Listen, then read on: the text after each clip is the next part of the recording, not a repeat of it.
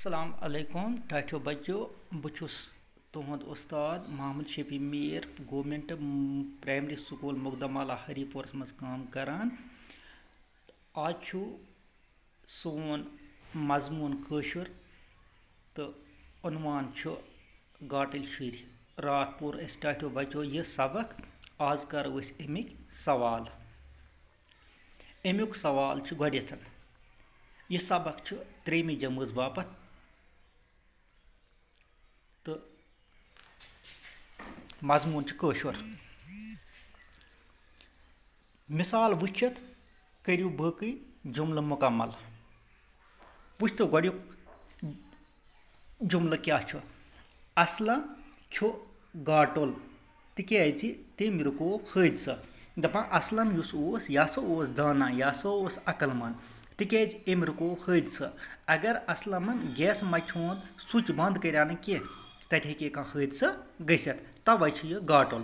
इथे पे ब्या मिसाल दिथ अकरम गाटुल तिक्याज अकरम गाटुल तम कोर क्या कम यम सत सह दाना आव मान यम सत सह अकलमंद आव मान तिक्याज तम बचो आब तवे सह दाना। अशोक गाटुल तिक्याज तम बचो बिजली। अगर अशोकन पन्नस कमरस मज बिजली बत करे छत कह तम करे सह बंद कह तेल गई बिजली जाय मगर तम बिजली बत स्विच बंद तम बचो बिजली। वुच जवाब लिखो। सवाल नंबर 4 जवाब लिखो। अकरमन क्याज कोर नलक बंद। अकरमन क्याज कोर नलक बंद। अकरमन क्याज कोर नलक बंद। जवाब थो नजर टाठो बच्चो। तिक्याज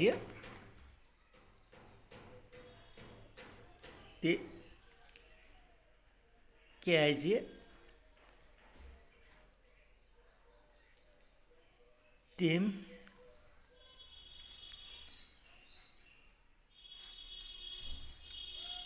बचो आब।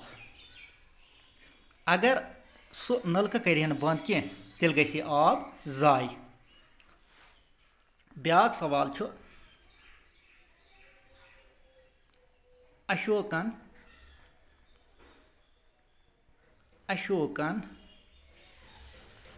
क्याज कर बिजली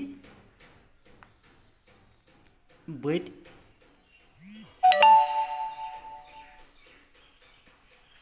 छत।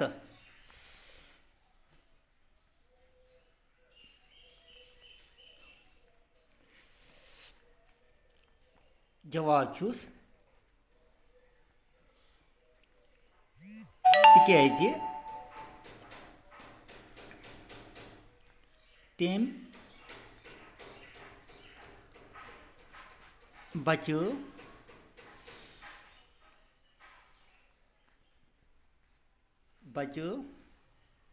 बिजली।